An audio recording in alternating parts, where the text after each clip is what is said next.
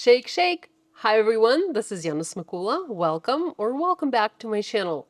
In this video, we continue to look at the Crafty Advent Calendar from Spellbinders, and today we're looking at day 13. Just a quick reminder, I have videos looking at all of the previous days, and I have projects to share with each of the previous day surprises. So let's dive into day 13.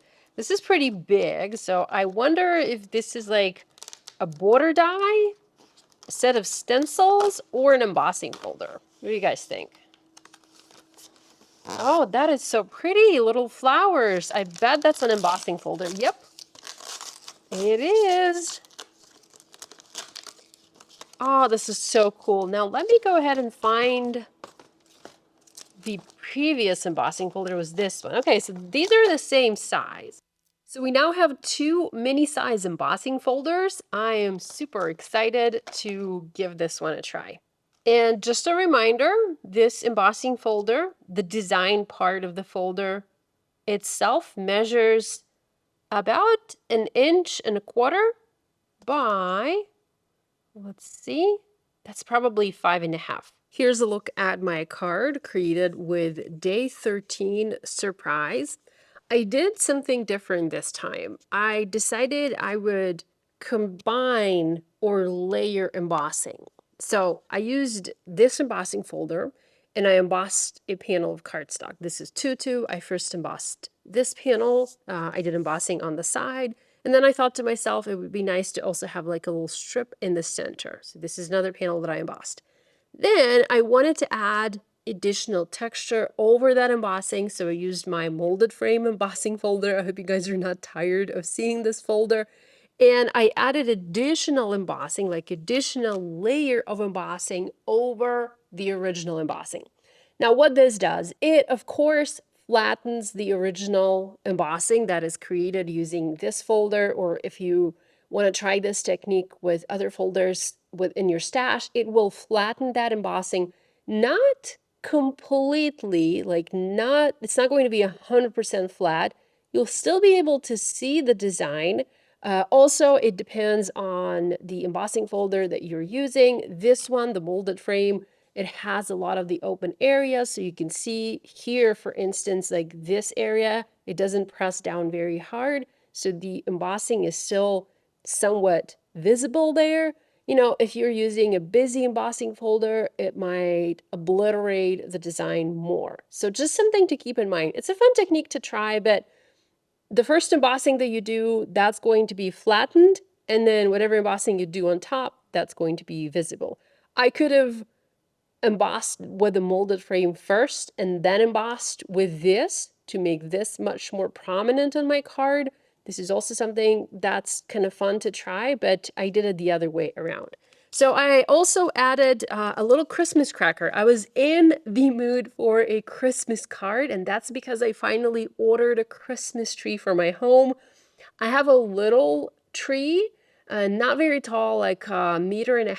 I guess, like, I'm not sure how much that is in feet, because I know inches, but I'm not very good in converting meters to feet. That's about my height, I would say. And it's a little bit too small for my current apartment. Plus, I have cats climbing on it all the time. I'm sure cats are going to climb on the new tree as well. But nonetheless, I wanted a bigger tree, and I ordered one that is 2.5 meters tall. It is arriving today, and I'm super excited. And because I'm so excited for the Christmas tree, I am really in the Christmas mood, and I kind of wanted to make this into a Christmas card. So I grabbed my Christmas cracker die set from my City Holiday collection. It's a fun little, cute little die set. I do have other videos showing how to use this die set and other card ideas. But basically everything you see on here, all of these little greenery pieces and these like little buds, these come from the Christmas cracker set. I also added a sentiment from my City Holiday collection. I have one that says, "Have a holly jolly Christmas."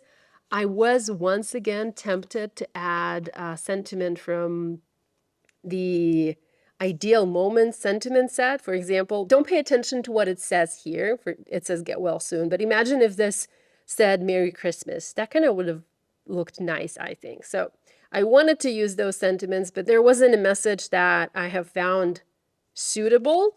Maybe I look again. Maybe I do find something that's really nice. Happy birthday, get well soon, congratulations, celebrate. Well, celebrate's not bad. You've got this, handmade. Handmade for you is not bad either. Okay. Or I could also go with have a holly jolly Christmas from all of us. Oh, okay.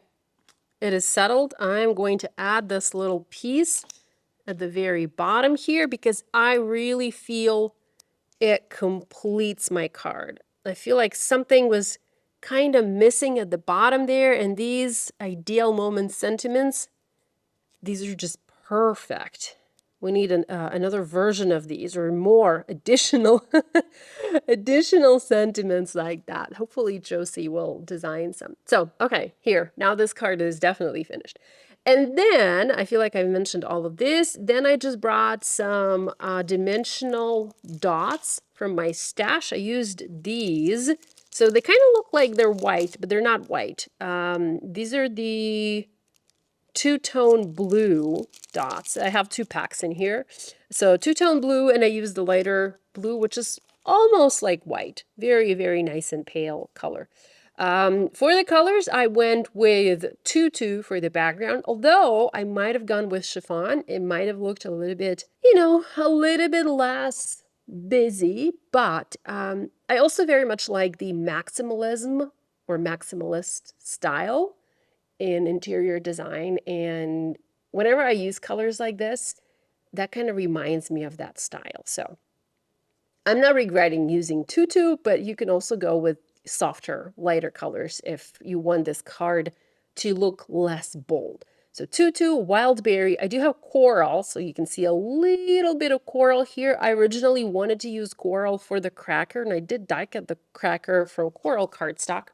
You can kind of see some of that here. Not sure how well that shows, but I didn't like it. I don't know. It didn't. I'm not very good with coral. There are crafters out there who rock coral color.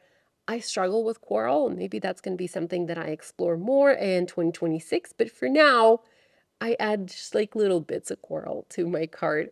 I also use the 3 shades of green, so fern, rainforest, and peridot. And then I do have a tiny bit of chiffon here for this little garland, and then for the little bows. The sentiment was foiled in shiny gold foil on a better pressed cardstock. That's what I like to use for sentiments. And then this one was foiled in white on that same wild berry. So that's a look at the day 13 project created with a Crafty Advent Calendar with Spellbinders. Hopefully I'll be back tomorrow with the next day, although I will say I feel like I'm going to start running a little bit behind. We have the weekend coming, and I have some weekend plans, and I haven't filmed my videos, so I might be a bit behind moving forward. Hopefully not. Anyhow, see you soon. Love you all. Bye.